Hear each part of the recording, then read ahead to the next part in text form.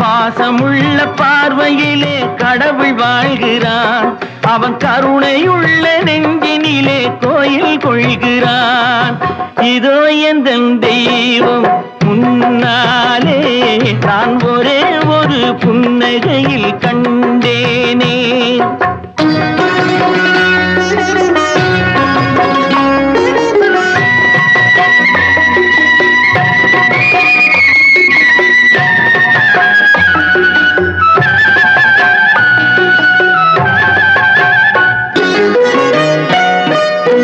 அவன் பூவிரியும் சோலையிலே மணப்பான்.